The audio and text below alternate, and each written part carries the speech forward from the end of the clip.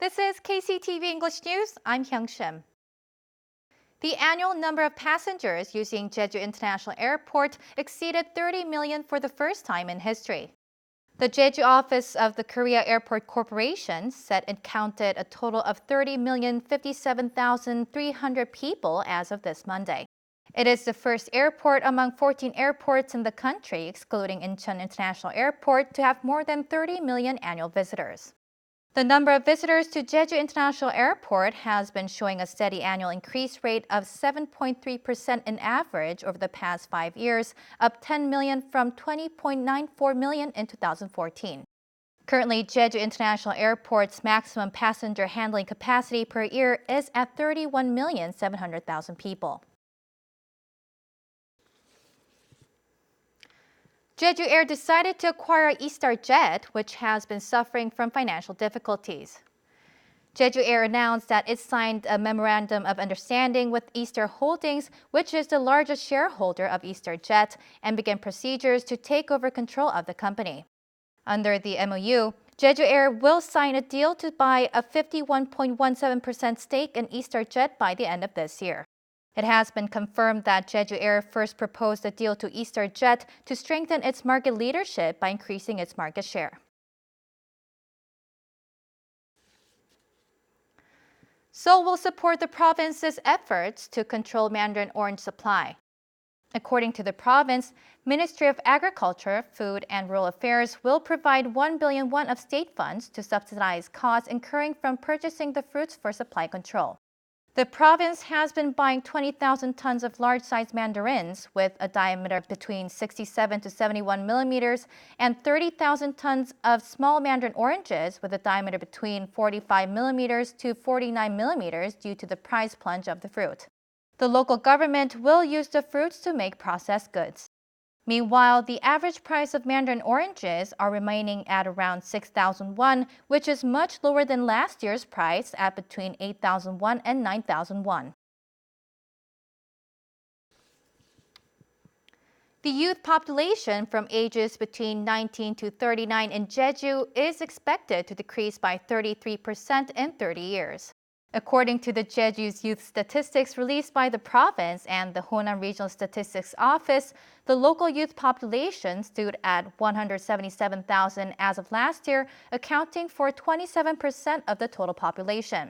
The figure is expected to drop by 33% to 119,000 people after 30 years in 2047. The population of young adults showed a meager growth of 7.6% compared to 2010, whereas the total population grew by 16.8%. The number of young people who moved to Jeju last year dropped to 3,100 from 4,800 in 2017. The province is accepting ideas for the official slogan for the 72nd April 3rd Incident Commemoration Ceremony. Officials will accept applications through January 10th. Anyone can participate in the contest as long as the slogan reflects heartwarming sentiments of reconciliation and co-prosperity that can heal the wounds of the April 3rd victims.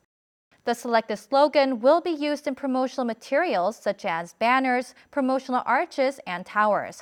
The winner will be given a prize money as well. The boycott of Japanese goods has continued for half a year since Japan removed Korea from its whitelist of preferred trading partners in July this year.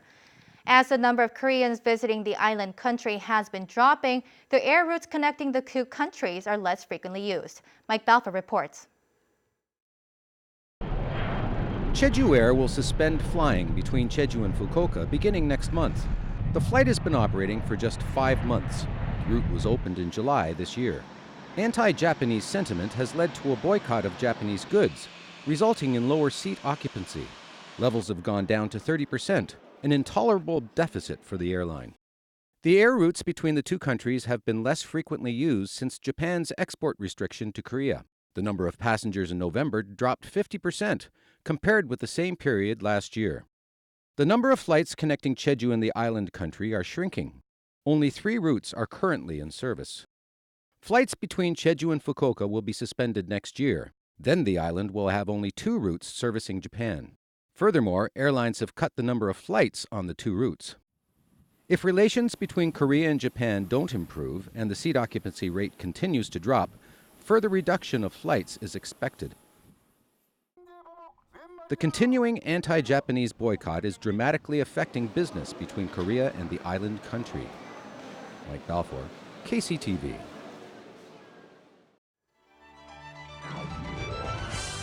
Bring in the new year and catch the first rays of 2020 at the Seongsan Sunrise Festival.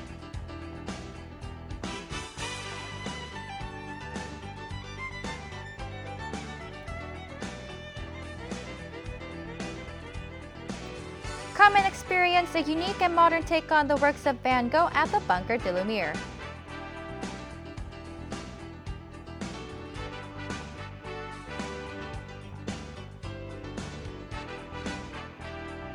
Enjoy a digital art exhibition of a fairy tale.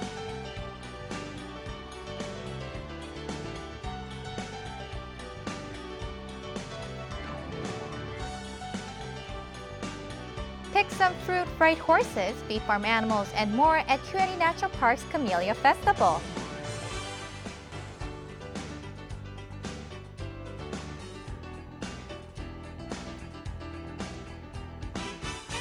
Korean and international movies are being screened for free at 3 p.m. Tuesday through Saturday at the Jeju Movie Culture and Arts Center in Tatong.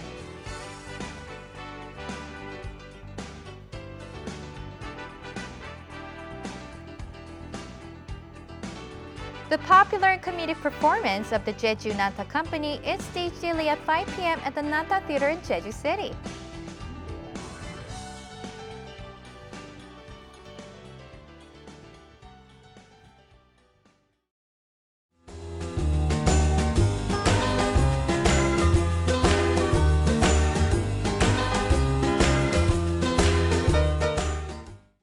Taking a look at our weather, skies will be very cloudy throughout Friday. For more details, here's your forecast. The morning low in Jeju City will be 7 and the afternoon high will be 10 degrees.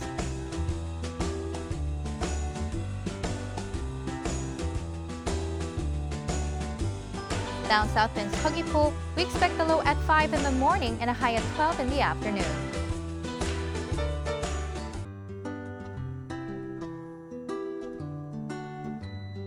Over in Seongsan, the temperatures will be 4 in the morning, warming up to 11 degrees.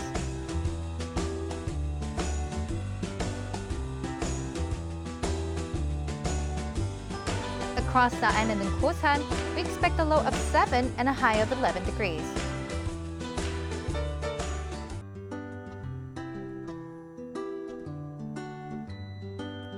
And up on the mountain at Sangpanak, we'll hit a low of -1, topping off at 3 degrees.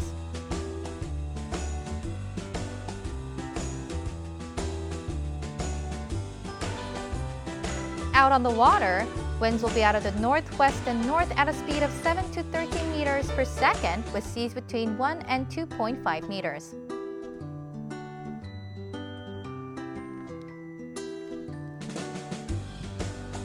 And here's what's coming up.